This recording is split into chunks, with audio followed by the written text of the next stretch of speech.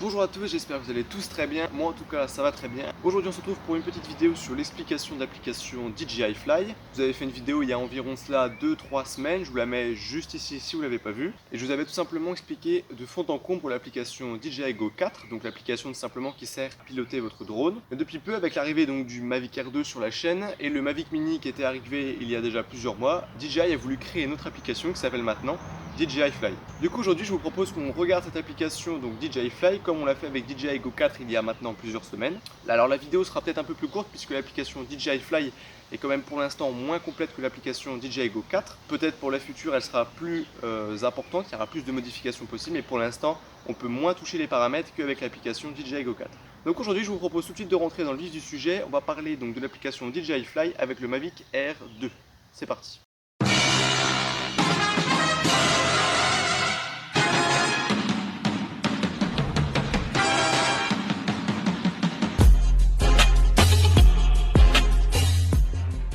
Donc on se retrouve maintenant sur l'application. Comme d'habitude vous avez le droit vous à deux caméras, la caméra qui filme le smartphone et la caméra tout simplement qui filme en façade. Donc on se retrouve maintenant sur l'application. Donc là le drone est connecté, il y a donc tout simplement donc en haut zone recommandée.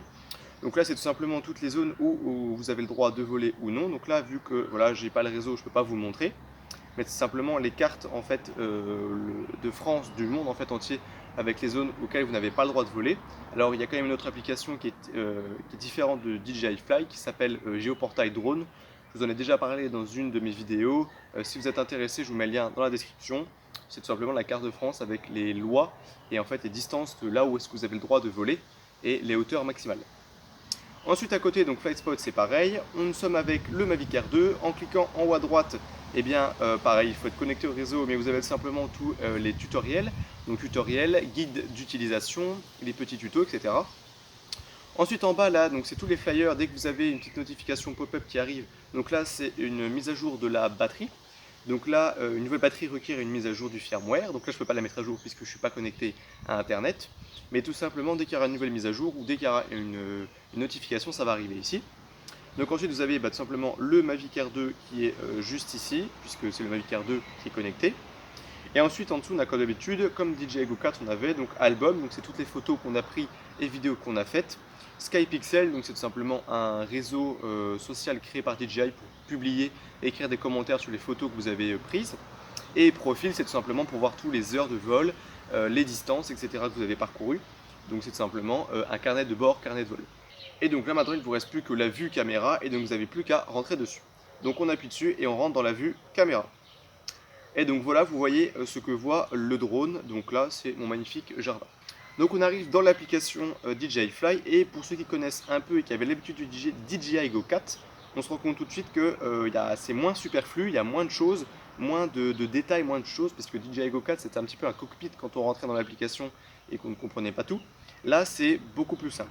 Alors je vous propose qu'on fasse comme ce que j'avais fait dans l'application DJI Go 4, que je prenne tout dans l'ordre du haut à gauche au bas à droite.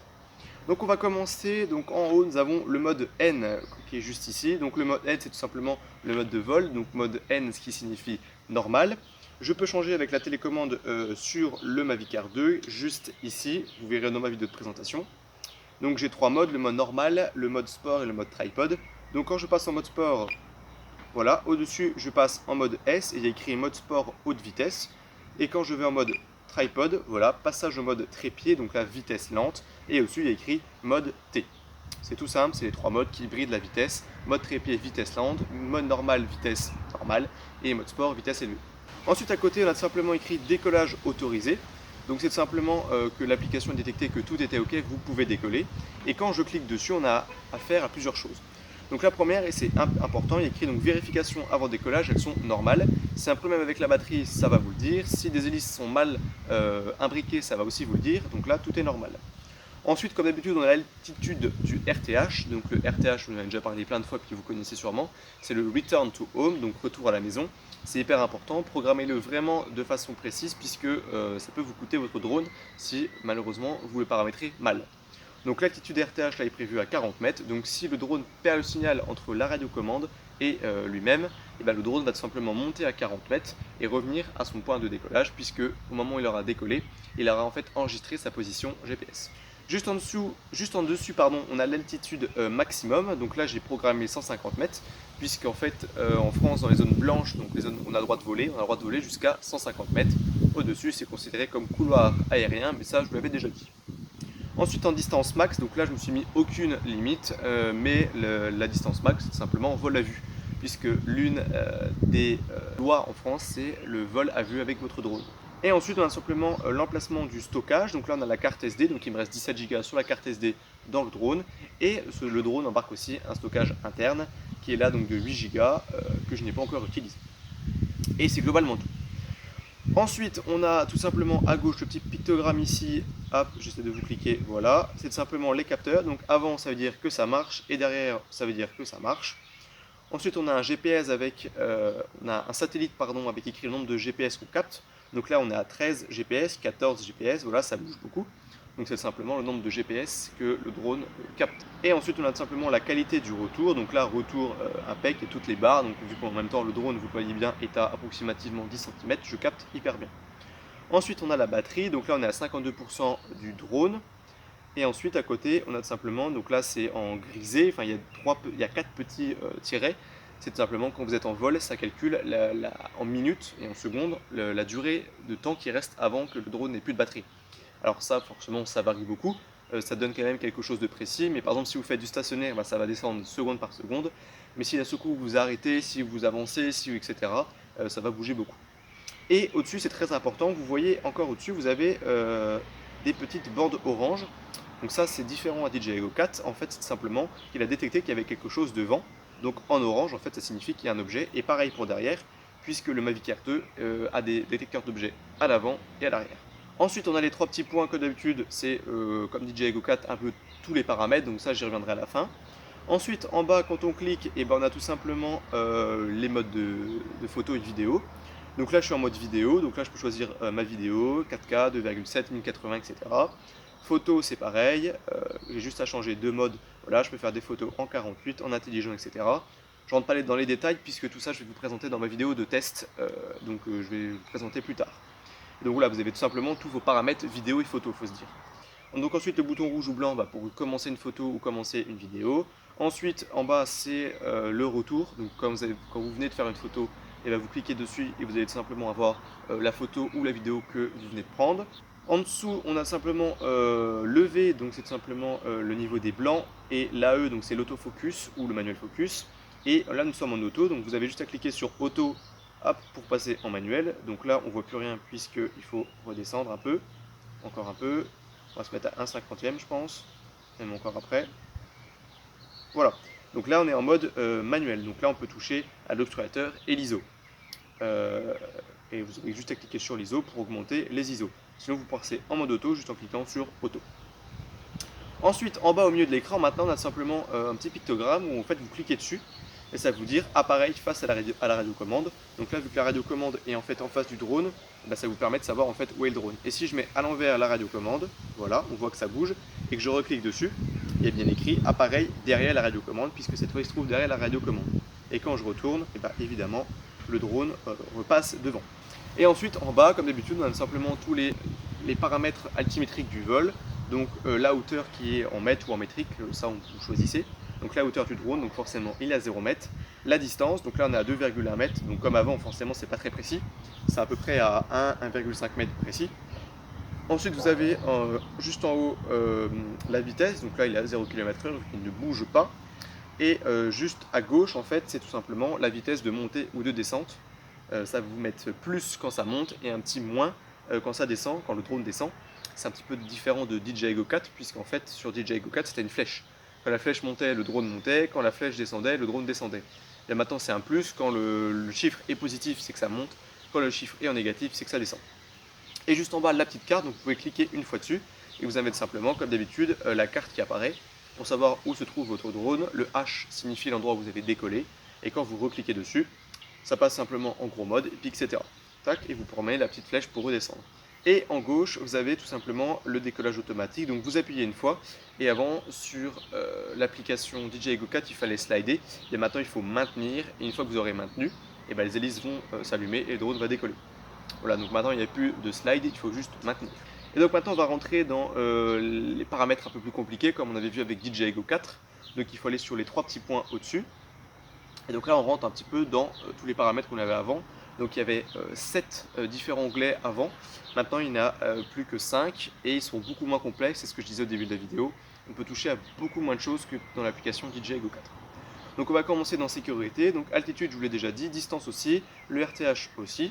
Ensuite on peut actualiser le point de départ, oui ou non. Donc en fait c'est une application qu'on peut, donc c'est le truc qu'on peut utiliser que quand le drone est en vol. Donc ça permet simplement d'actualiser le point de départ. Donc si par exemple vous volez, vous faites des prises de vue et que vous bougez mais que le drone n'atterrit pas, et bien vous appuyez sur ceci, actualiser le point de départ et du coup le drone va revenir là où vous êtes et pas là où il a décollé. Ensuite, on a les assistances de vol, donc on a détection d'obstacles. Bon, bah forcément, les détecteurs d'obstacles sont activés. Ensuite, on a le système d'aide donc à passe. Donc c'est le système simplement où le drone évite en bougeant tout simplement les obstacles. J'en parlerai dans ma vidéo comme d'habitude. Les capteurs, le capteur, donc le compas, donc à étalonner à chaque fois que vous faites un vol. Donc là, il est normal et l'IMU, vous avez tout simplement à le faire une fois quand le drone arrive. Donc vous le faites une fois et après vous ne touchez plus jamais. Ensuite, on a l'éclairage auxiliaire puisque le Mavic Air 2 est pourvu d'une LED par le dessous. Donc vous avez auto, on et off, sachant que sur la radiocommande, en appuyant 2 fois sur le bouton fonction, vous pouvez l'allumer. Ensuite, on a déverrouillé la zone géo, ça ne nous intéresse pas forcément. Et ensuite, ça ne nous intéresse pas non plus forcément. Localiser mon drone, bah, c'est si vous l'avez perdu. Et donc quand vous rentrez dedans, en fait, vous pouvez tout simplement voilà, savoir où il est et commencer à clignoter et à mettre des bips. Si vous partez par exemple dans un champ, vous allez dessus, vous appuyez sur commencer à clignoter et à mettre des bips, et du coup le drone va clignoter et émettre des bips. Et ensuite on a les paramètres de sécurité avancés, donc la perte du signal, donc il y a retour au point départ, descendre ou vol stationnaire.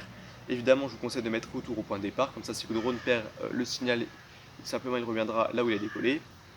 Ensuite on a arrêt d'urgence des hélices, donc urgence uniquement, donc comme d'habitude, comme sur l'application DJI Go 4, les sticks en bas pour allumer les hélices ou dans la diagonale opposée.